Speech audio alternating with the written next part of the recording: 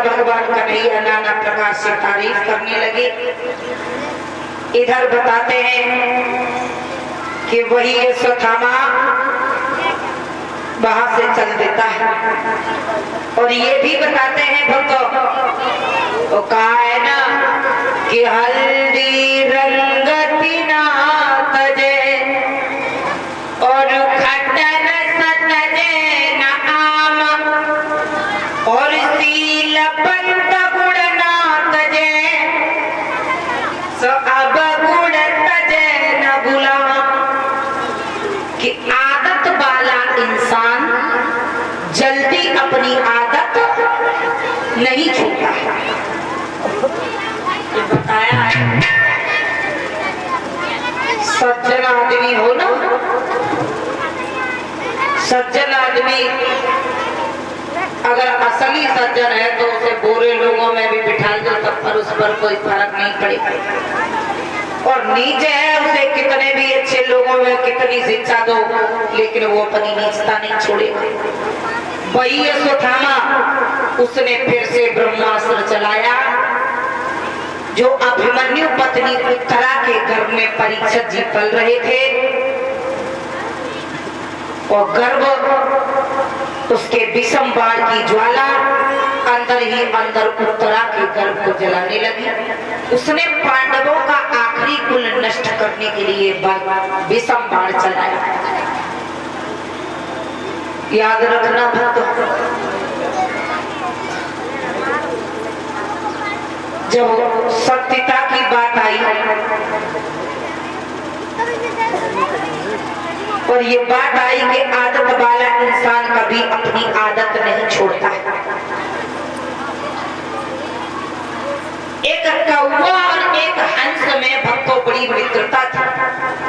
बता दें कि हकीकत में किस तरीके से इंसान नहीं बदलता है चाहे उसे कितने भी अच्छे लोगों में बिठाए। एक कौवा और एक हंस में बड़ी मित्रता थी भक्तों। एक बार हंस ने कौवा से कहा कि मित्र,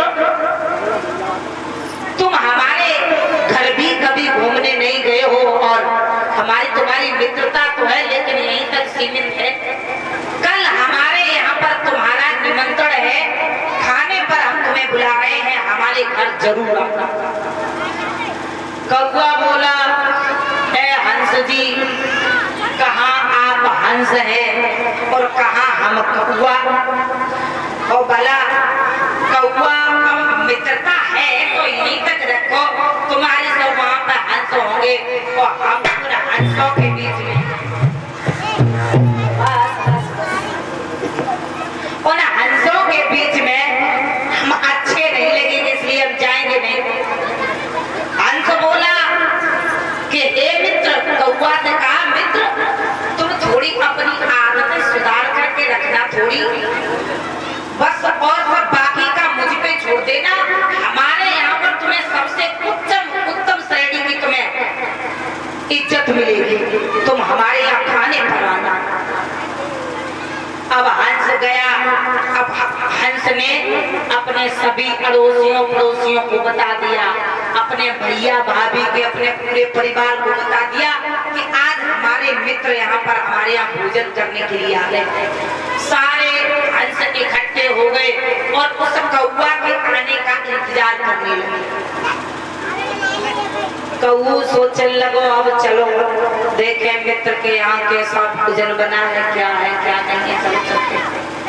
कौवा इधर से उड़ा उड़ता हंस के यहाँ पहुंचा और जहाँ पर सारे हंस इकट्ठे बैठे हुए थे और कौवा बीच में जाकर के बैठ गया।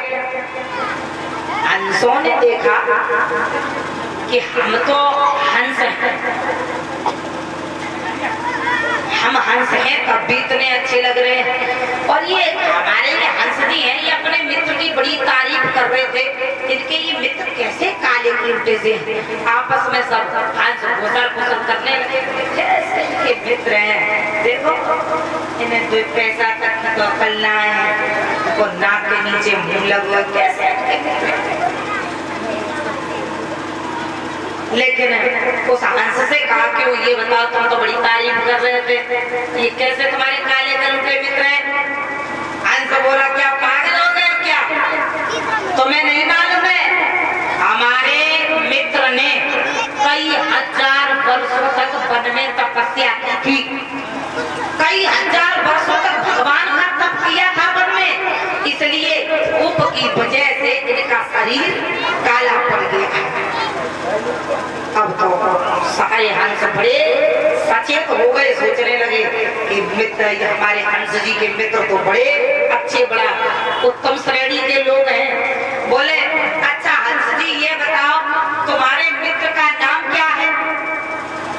आया कि तुम्हारे मित्र का, अपने मित्र का कम से कम नाम तो बताओ। तो हंस कहने लगा सुनो, हम तो केवल हंस ही है, हमारे मित्र का नाम परमहंस जी महाराज है। और इसलिए है क्योंकि इन्होंने कई हजारों वर्ष तक वन में तपस्या की, इसलिए इनका नाम परमहंस जी महाराज है। अब तो सब परमहंस जी महाराज प्रणाम, परमहंस जी महाराज प्रणाम प्रणाम प्रणाम। भोजन बनवाया गया। जब भोजन बनवाया गया भक्तों, सारे हंस एक पंगत में बैठ गए और परमहंस जी के लिए अलग से बड़ा सुंदर सा आसन लगवाया गया। बड़े सुंदर से पात्र में भोजन आया। सारे हंस कहने लगे परमहंस जी महाराज अब भगवान जी का भोग लगाइए, तुम भोग लगाओ पहले, उसके बाद में हम हंस भी भोजन स्टार्ट करें सभी लोग। अब कौआ की तो आदत हुआ करती है ना, और जैसे ही कौआ ने खाना शुरू किया, कुछ इधर छिटका, कुछ अपने ऊपर ही छिटक लिया, कुछ इधर छिटका, कुछ उधर छिटका। अब कौआ छिटक छिटक करके खाने लगे। ये बात हंसों को अच्छी नहीं लगी। सारे हंस उठ करके खड़े हो गए और बोले ए हंस जी, ये कैसे आपके परमहंस जी हैं जिनको खाने तक का तमीज नहीं है? कैसे हैं आपके ये परमहंस जी? हंस बोला मूर्खो, तुम तो बिल्कुल मूर्ख के मूर्ख ही रहे। हम सब लोग एक देवता का भोग लगाते हैं और हमारे परमहंस जी महाराज 33 करोड़ देवताओं का भोग लगा रहे हैं। याद रखना भक्तों, मित्र हो तो ऐसा। अब वो हंस कौआ की हर बुराई को दबाता तो जाला, लेकिन कौआ अपनी आदत नहीं छोड़। अब क्या हुआ, जब भोजन से निवृत्त हुए, जैसे भी खा पाया कौआ ने भोजन कर लिया। जूठे पात्र उठा करके अलग फेंकवा दिए गए। बाद में सारे हंस बोले ए हंस जी, अब कुछ ऐसा करिए जिससे कि कुछ ऐसी सत्संग की बात सुनाइए जिससे कि हम लोगों के अंदर कुछ ज्ञान प्राप्त हो, हमें कुछ अच्छाई हमारे अंदर आपके आने से आ जाए, ऐसी कोई बात सुनाइए। कौआ तो हंस कहाँ ज्ञान ध्यान आवे, वो अपने चुपचाप। अब कौआ अब वो अपने आदत नहीं छोड़ रहा और हंस तो सत्संग की अच्छी बातें करने लगे।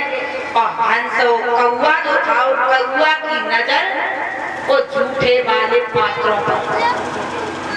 अब सत्संग अच्छों कछू नहीं लग रहा। हंस तो अपने सत्संग करे और जैसे ही कौआ को नेक मौका मिला, कौआ उठा और उठ करके उन झूठे पात्रों पर जाकर के बैठे। सारे हंस उठ करके खड़े हो गए और कहने लगे हंस जी, अब क्या ये आपके हंस जी कर रहे हैं, मुझे बताओ।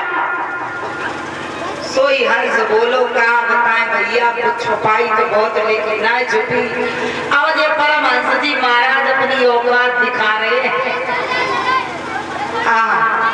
इनकी यही औकात है, हमने छुपाया तो बहुत लेकिन छुपने से कहाँ छुपा।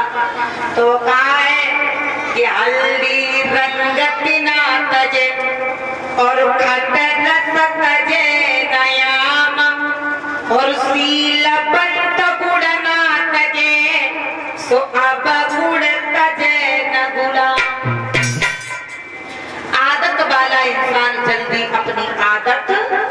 नहीं छोड़ता। बोलिए वृंदावन हरि लाल की। एक प्रेम से भगवान के नाम का कीर्तन बोलेंगे कि टेढ़ी सी दिल को लगाया है ये मैं जानूं या वो जाने, ये मैं जानूं या कौन जाने, वो जाने। तो प्रेम से ताली बजा रहे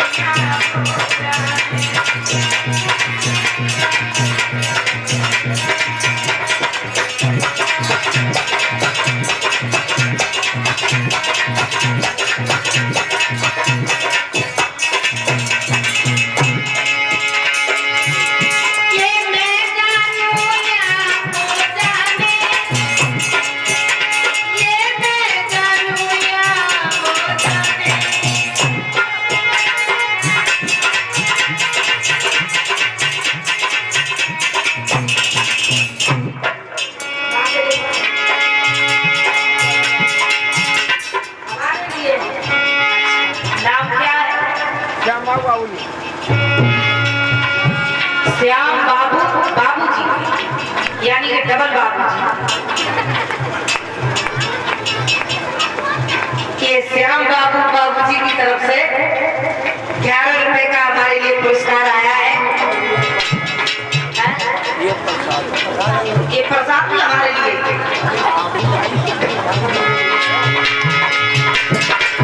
और गोपाल जी की प्रसाद में, गोपाल जी की पेट में प्रसाद दान कर रहे हैं और 11 रुपए का पुरस्कार देकर के हमें सम्मानित कर रहे हैं। भगवान से आशीर्वाद की कामनाएं करेंगे कि बाबू जी हमेशा भगवान बाबू जी बने रहें।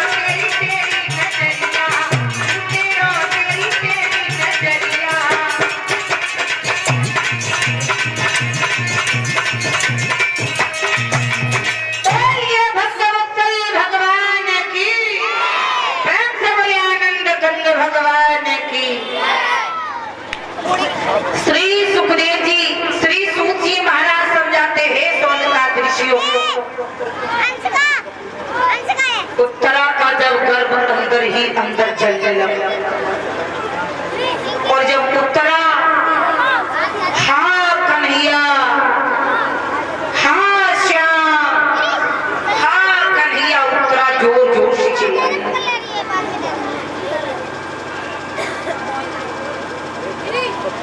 भगवान कृष्ण ने दिव्य दृष्टि से देखा, समझ गए हमारे सथामा, समझ गए तेरी चाल।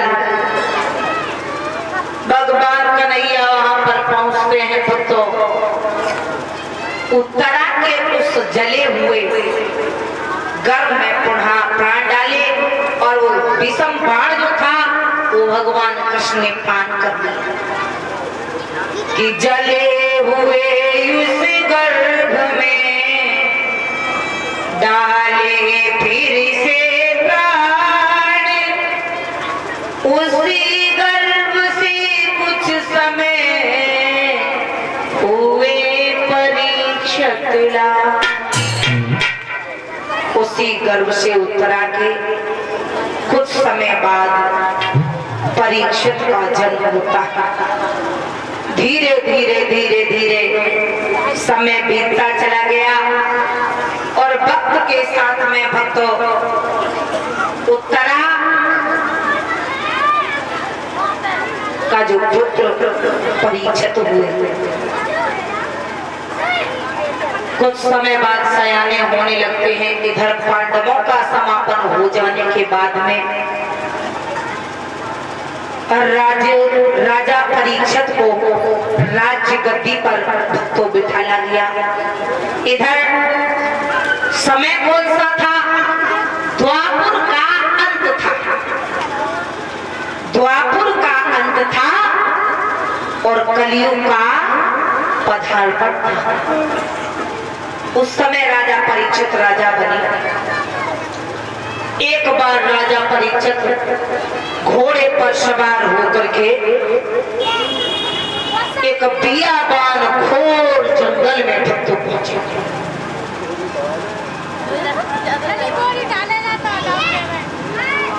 जैसे ही बियाबान घोर जंगल में पहुंचे राजा परीक्षित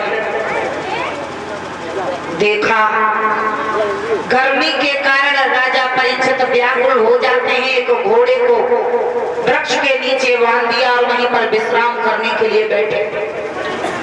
तब तक देखा कि एक भयंकर सी गूंजती हुई आवाज आती, भयंकर सी गूंजती हुई आवाज आती है। राजा चौकन्ना सा होकर के देखते हैं,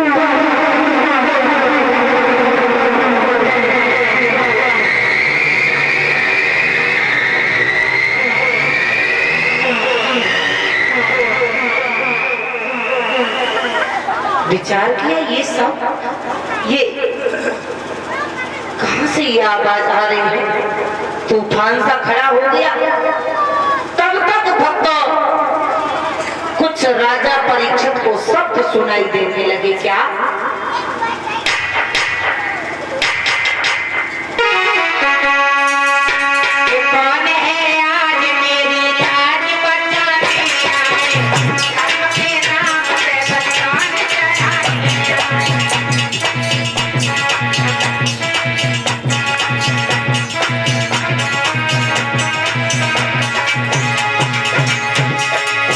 कौन है आज मेरी लाज बचाने आए,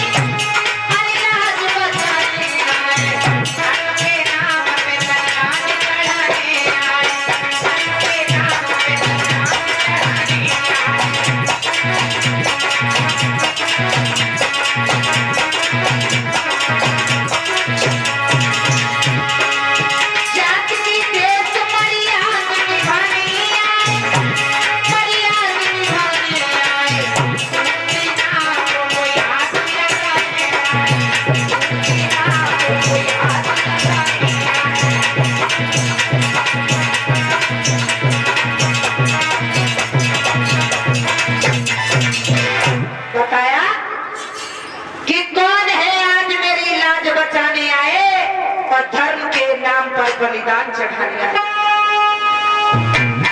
जाति की देश मर्यादा निभाने आए और डूबती नाव को कोई हाथ लगाने आए। राजा परीक्षित ने जैसे ही पीछे मुड़ करके देखा तो एक गाय भागती आ रही, रोती हुई रमाती हुई गाय आ रही।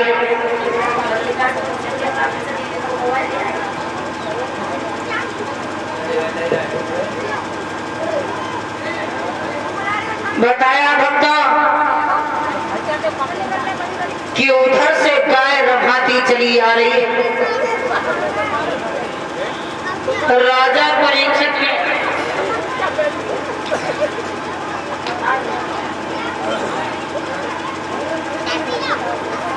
इधर देखा, गाय को देख करके राजा परीक्षित विचार करने लगे, पता नहीं ये कहां से इतनी हैरान और परेशान गाय आई है।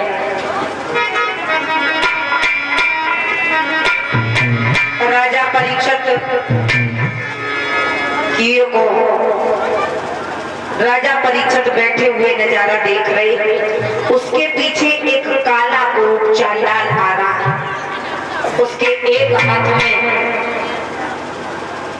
धनकुटा को लिए हुए और वो दौड़ता चला रहा। राजा परीक्षित ने देखा कि कांपती हापती थर्राती और चलती है कहीं अटकती है,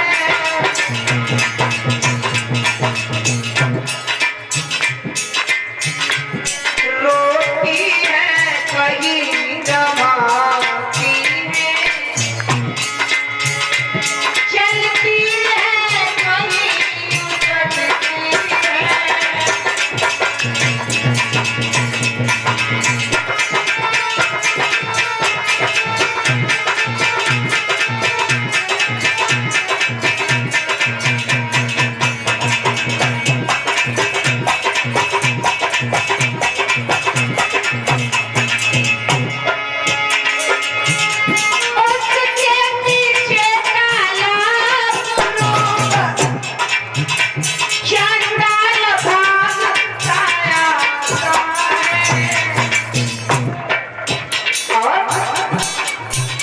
जब उसका धन टूटा पड़ता है,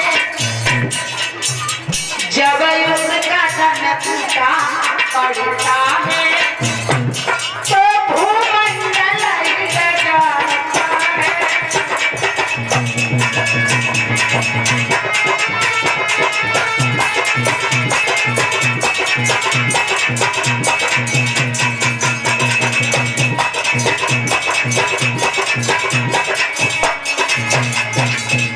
देखा कि उसके पीछे काला क्रूप चांडाल भागता आ रहा है।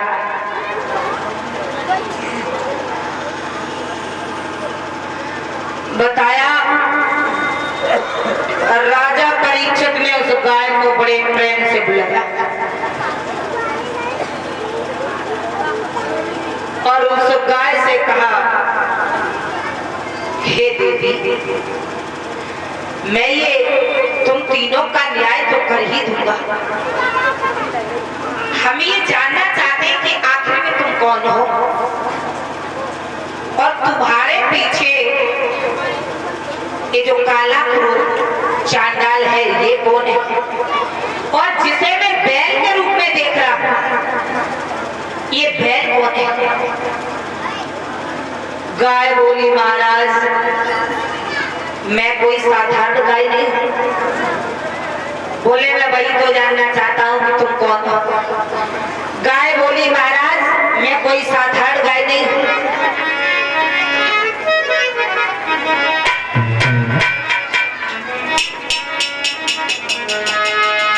कि मैं गाय नहीं हूं पृथ्वीपति, और मैं ही पृथ्वी का ही रानी हूं, मैं ही पृथ्वी का ही रानी हूं।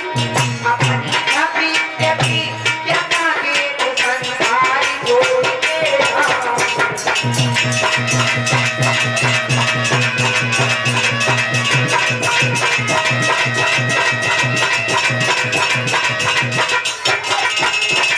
बताया कि धरना बताइए बैल नहीं, जो आप बैल के रूप में देख रहे हैं कि धरना बताइए बैल नहीं, और भूतल पर धर्म कहाता है, भूतल पर धर्म कहाता है, अपनी निरमल का ये कारण संसार छोड़ के जाता है।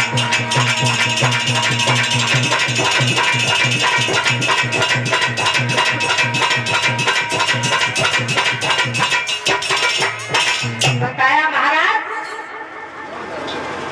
बोली महाराज मैं कोई साधारण गाय नहीं बल्कि मैं पृथ्वी हूँ, बैल के रूप में मैं देख रहे हैं महाराज ये धर्म है, और जो आप काले चांडाल के रूप में देख रहे हैं महाराज यही तो सब कारण है, ये कलयुग है कलयुग, और जब से संसार में कलयुग आया लोग धर्म को नहीं ताकते, पृथ्वी पर इतने अधर्म इतने अन्याय इतने अत्याचार कर रहे हैं,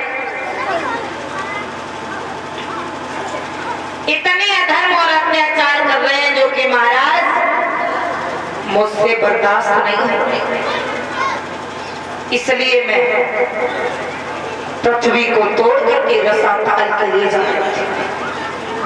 राजा परीक्षित सोचने लगे ये दुष्ट इतना नीच है तो इसे तो जिंदगी में इसे तो कोई हक ही नहीं है संसार में रहने का। राजा परीक्षित ने अपनी म्यान से तलवार खींची और जो ही तलवार का वार करना चाहा हुआ क्या?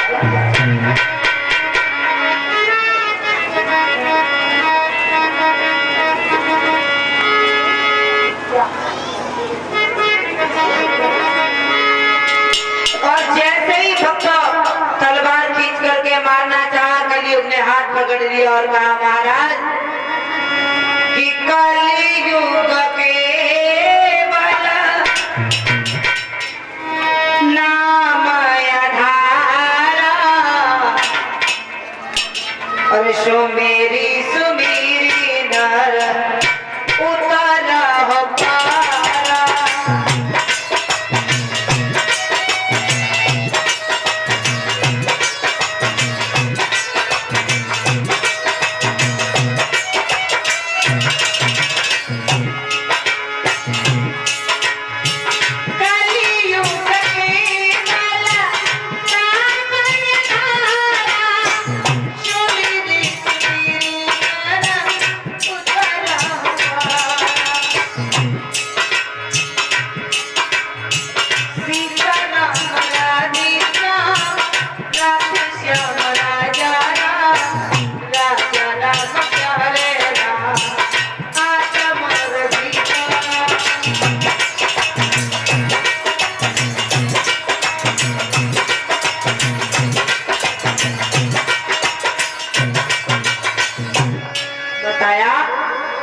कि कलयुग केवल नाम आधारा,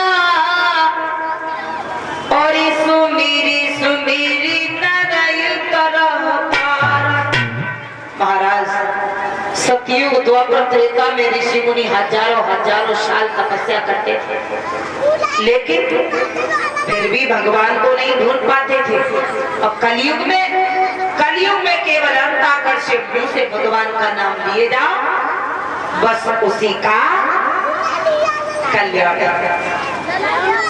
राजा परीक्षित ने विचार किया इसमें तो बड़े अच्छे हुए, इसका मतलब इसे भी कहने रहने की जगह देनी चाहिए और धर्म और पृथ्वी को भी रहने की जगह देनी चाहिए। तो सबसे पहले कलयुग से कहा, कलयुग सुन, कलयुग हम तुझे जहां जहां पर रहने की जगह दे तू अपना बहन बर्बाद कर।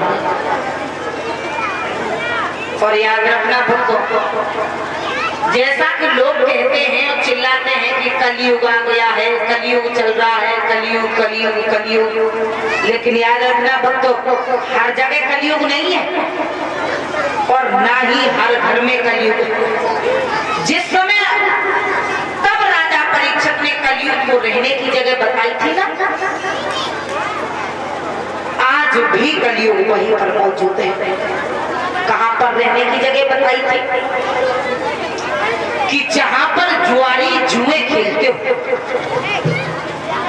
बताया कि जहां पर जुआरी जुए खेलते हो वहां पर तुम अपना वास कर ले। जहां पर शराबी शराब पीते हो, जहां पर पूजा पाठ हवन यज्ञ ना होता, और जहां पर कंजूस का धन इकट्ठा रखा, जो धर्म के नाम पर 2 पैसे खर्च करना ना जानता, उस कंजूस के धन में जरूर घुस जा करके, क्योंकि जब वो धन किसी काम का ही नहीं तो तू अपना बात कर ले जा करके। तो कलयुग बोला, महाराज जो आप मुझे जगह बता रहे हैं, ये तो महाराज हमारी वैष्णव रिजर्वेशन में सीटें हैं। हाँ, एक जगह महाराज 1-2 जगह कहीं ढंकी दे दो ना अच्छी, जो आप बता रहे अपने मुंह से ना बताते तो कोई बड़ी बात ना है। ये तो वैष्णव हमारी वैष्णव हम तो रहते हैं जगह में हमेशा। तो कलयुग को समझा करके राजा परीक्षित कहने लगे, सुन कलयुग, कि इस जगह न गुरु का मान रहे, इस जगह न हरि का ध्यान रहे, इस जगह स्वर्ग की शांति रहे, वह तुझे निवासी स्थान में।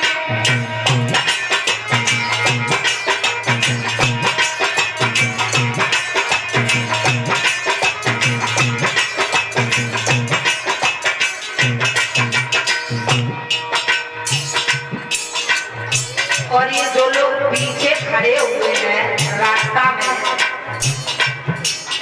और कथा पंडाल में अगर आकर के बैठ जा, अरे ओ भैया पीछे वाले हो, तुम ही लोगन से कह रहे हैं, अगर कथा पंडाल में बैठ जाओ तो कितने अच्छे लगो, क्योंकि खड़े होकर के कथा वृक्ष सुना करते, पेड़ पौधे, तुम लोग अगर आम और बबूल और नीम हो तो खड़े रहो, अगर इंसान हो तो बैठ जाओ।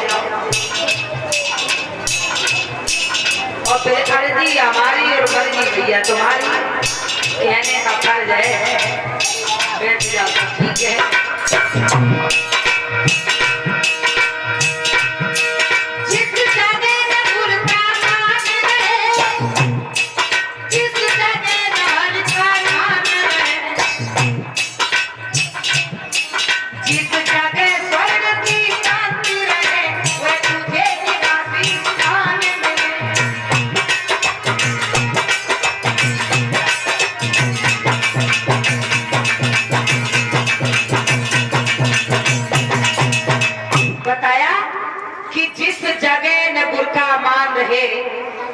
जिस जगह न हरि का ध्यान रहे और जिस जगह स्वर्ण की कण,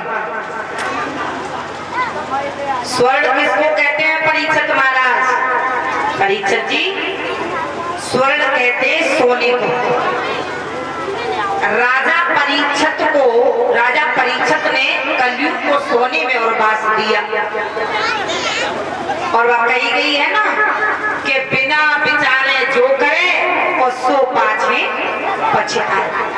राजा परीक्षित ने सोच नहीं पाया कि हमारे सिर पर सोने का मुकुट लगा, और कलयुग ने सोने को नाम सुनो, बस छलांग लगाई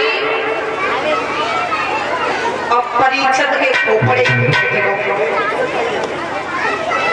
राजा परीक्षित के सिर पर ही सवार हो गया। और साथ ही साथ ये भी बता दें कि कलयुग का वास जो है सब सोने में नहीं है।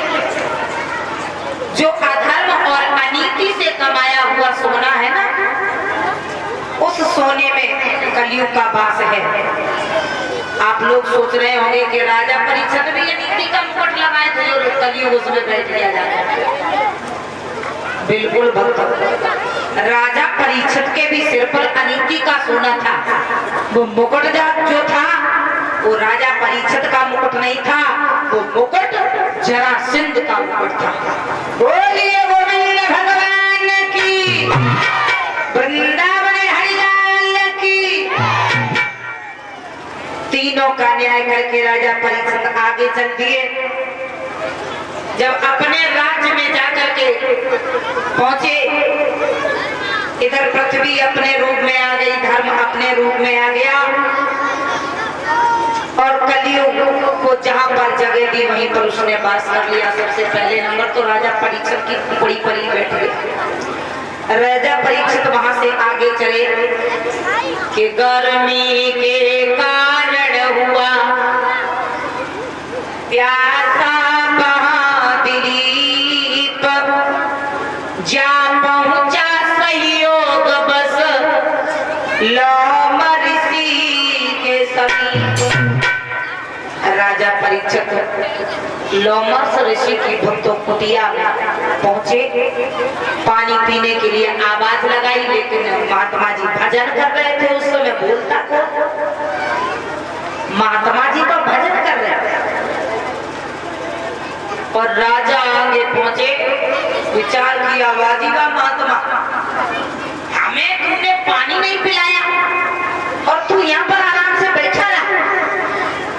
अब बुद्धि तो वो कलयुग बिगाड़ रहा था ना, और जागी खोपड़ी पे स्वयं कलयुग बैठा हो, उसकी बुद्धि भला ठिकाने पर रह सकती है? कभी नहीं हो सकता है। तब तो राजा परीक्षित ने सोचा, इस महात्मा ने लग रहा मेरा अपमान किया। अगर इस महात्मा ने मेरा अपमान किया तो हम भी इस महात्मा का अपमान करेंगे। और वहीं पर भक्तों मरा हुआ तक्षक पड़ा हुआ था, वो तक्षक उठाया, लोमस ऋषि की गर्दन में 2-4 लपेटा मारा। लोमस ऋषि के बेटा श्रृंगी ऋषि थे। जब उन्हें ये सुनने के लिए मिला कि मेरे पिताजी ने, मन में विचार किया कि मेरे पिताजी ने मेरे पिताजी के गले में मरा हुआ तक्षक डाला है, और हम श्राप देते हैं कि वही तक्षक आज से उसे 7वें दिन जिंदा होकर के डस लेगा। ये लोमस ऋषि के बेटा श्रृंगी ऋषि का श्राप राजा परीक्षित को लग गया। राजा परीक्षित महल में आए, मुकुट उतार करके नीचे रखा तो बुद्धि में झटका लगा, और जब कलयुग से खोपड़ी से कलयुग हटा, राजा की बुद्धि ठिकाने पर आ गई। सोचने लगा, अरे ये क्या हुआ? एक राजा का मैंने, एक संत का मैंने राजा होते हुए इतना अपमान कर दिया, जो मरा हुआ तक्षक गले में डाल दिया। अब मैं क्या करूं? राजा परीक्षित अपने को किए को सोच करके पश्चाताप करने लगे कि जब दिनपति को आई और भूख हुई लकील ले रोए, दिनपति को आई भूख हुई लकील ले रोए।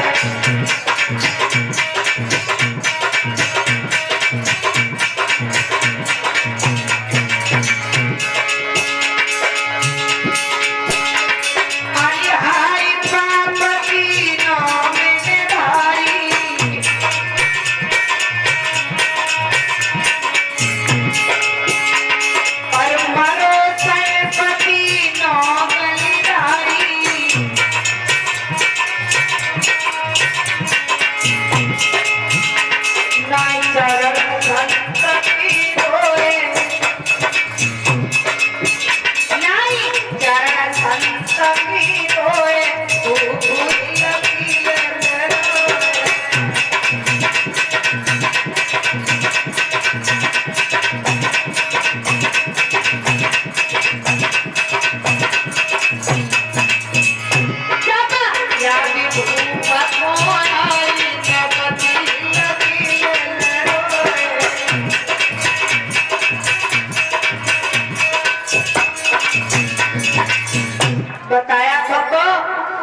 कि जब राजा परीक्षित सोचने लगे, विचार करके रोने लगे, इधर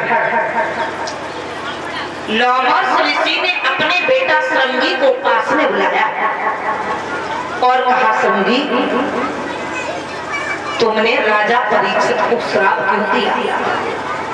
क्योंकि बेटा वो तो बहुत बड़ा राजा है, बहुत अच्छा राजा है, और ऐसे राजा को तुमने श्राप दे दिया, एक बार भी नहीं सोचा?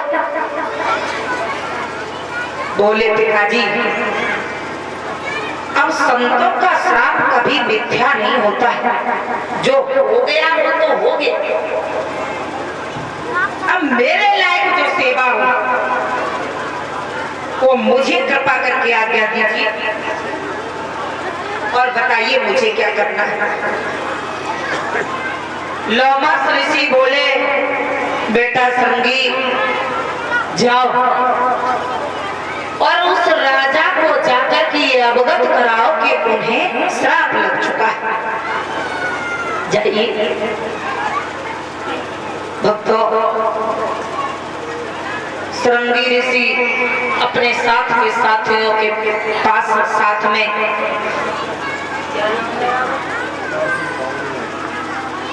और ये अनार सिंह दादाजी की तरफ से हमारे लिए 21 रुपए का पुरस्कार आया है। भगवान हमेशा धन धाम से परिपूर्ण रखें। भगवान हमेशा धर्म के नाम पर ये यूं ही अग्रसर बने रखें। बोलिए गोविंद भगवान की, वृंदावन बिहारी लाल की। इधर सूत जी महाराज समझाते ही सोन का देशियों, महात्माओं ने जाकर के राजा को बताया कि राजा, जो तक्षक तुमने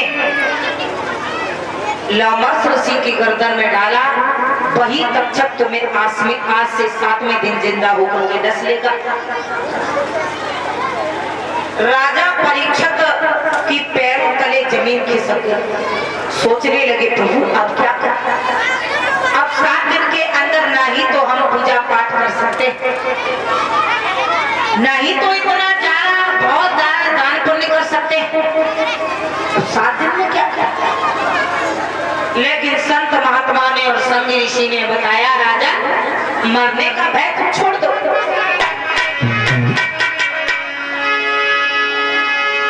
कि मौत का समय जो निश्चित है और वो उसी समय पर आएगी, और जिस समय मौत आ जाएगी वो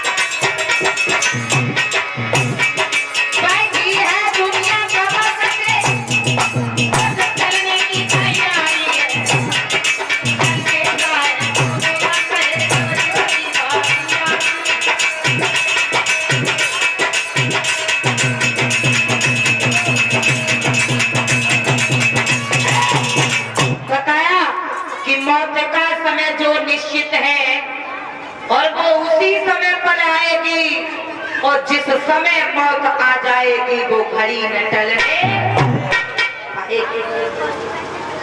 कि ये बंधे दिनों का जीवन है और बंधे दिनों का मरना है, और जीवन है तो मरना भी है परीक्षित महाराज। और जब मरना है तो फिर मरने से डरना भी क्या है? लेकिन मौत की तैयारी करो तब नहीं डर लगेगा।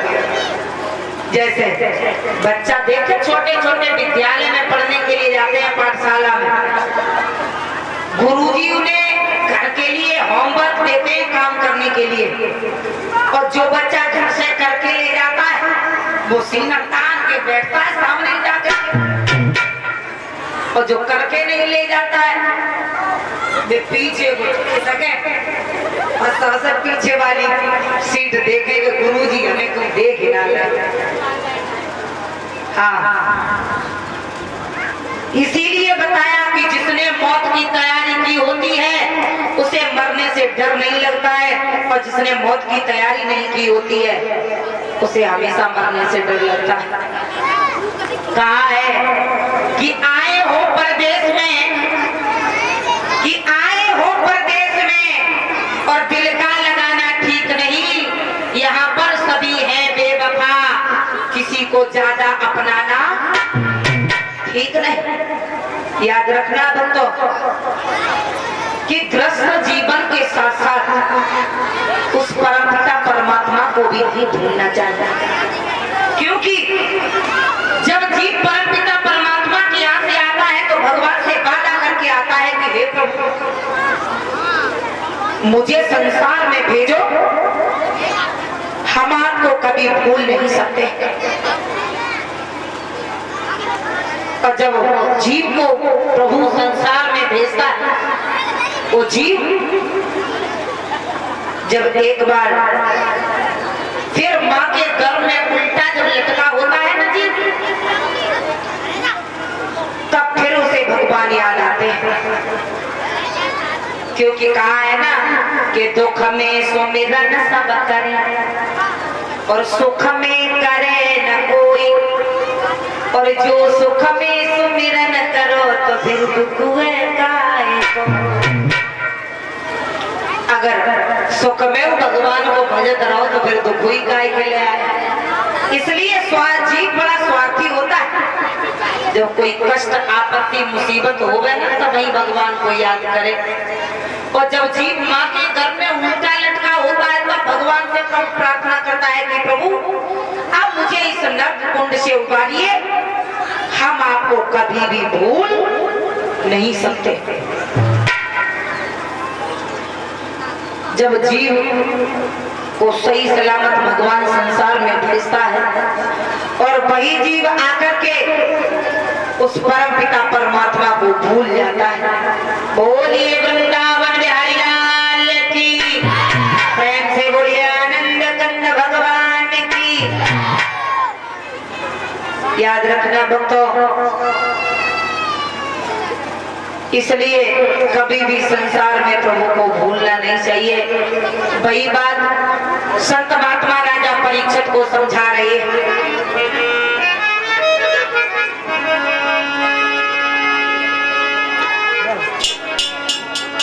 राजा परीक्षित संत महात्माओं की बात सारी सुनकर के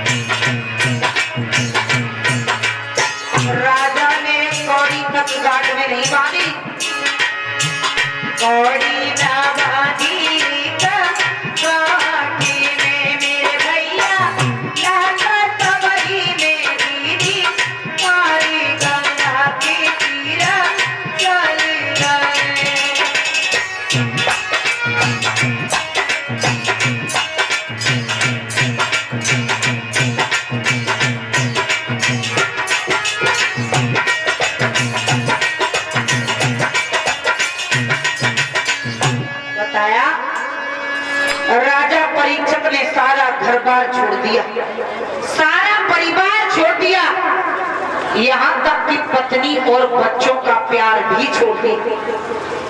सबको छोड़ करके राजा परीक्षित गंगा के किनारे हरिद्वार में हरिहर क्षेत्र आनंद घाट पर पद्मासन लगा करके, जहाँ पर व्यास नंदन श्री सुखदेव जी व्यास आसन पर विराजमान हैं।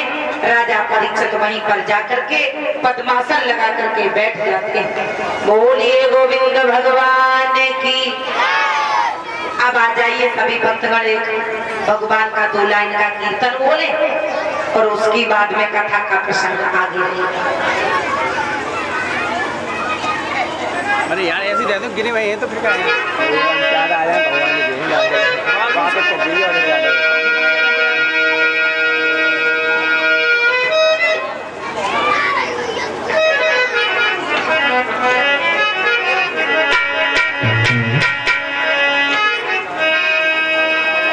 सभी माताएं बहने और सारे भाई बंधु जितने भी कथा प्रांगण में भक्तगण आए हैं, सभी लोग भगवान का कीर्तन प्रेम से बोलेंगे।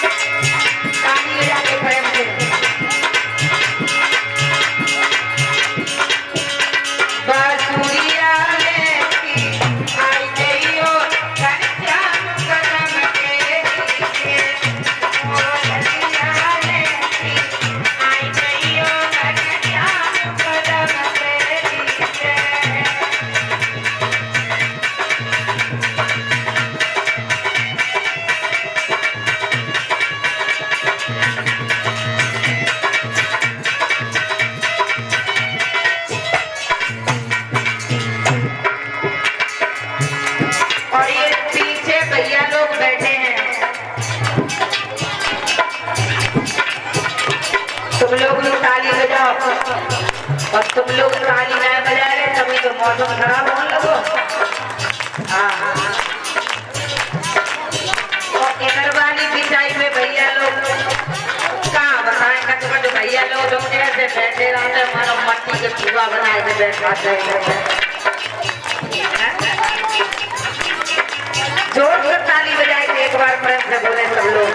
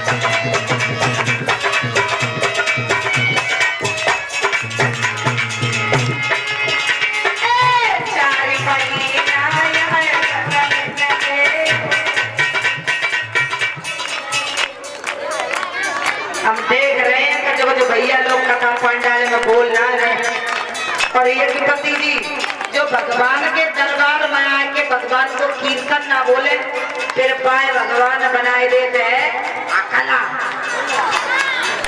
बच्चा तो फिर सभी लोगों को मालूम है कि अकलन में 4 गेर पकते, 4 गेर लग के तब बात निकल तो गेर फटेगा, कंपरेशन नहीं कटेगा तो तक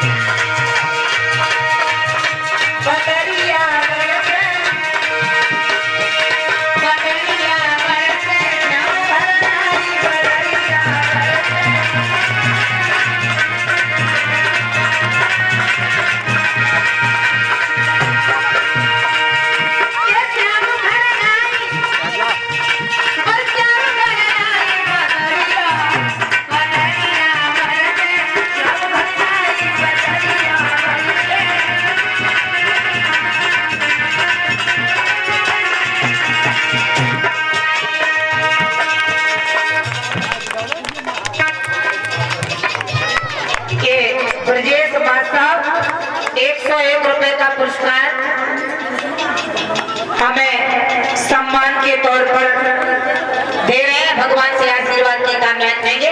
बोले दर कन्हैया की कृपा दृष्टि बनी रहे कि बदरिया हमारे लिए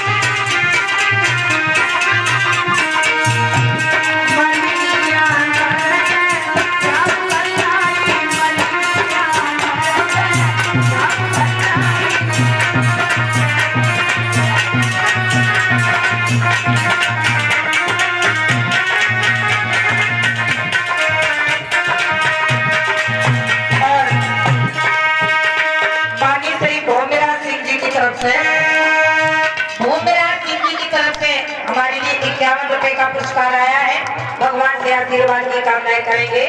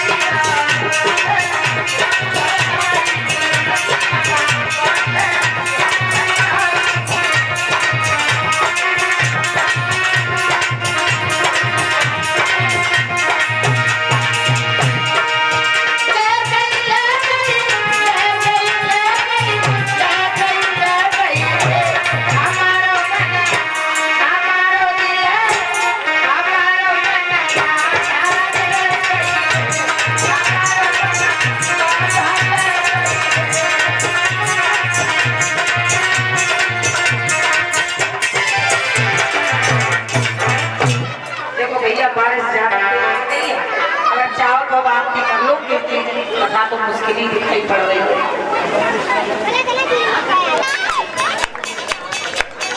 एक हरकला की तुम्हें बात बतानी चाहिए भैया कि अगर भगवान की दया से कोई भगवान ने तुम्हें हरकला बना दो तो हरकला की हंसी कितनी पूरी होती है। हम अपने गांव की अपने मायके की बात बता रहे कि हमारे मायके में एक वकील साहब है।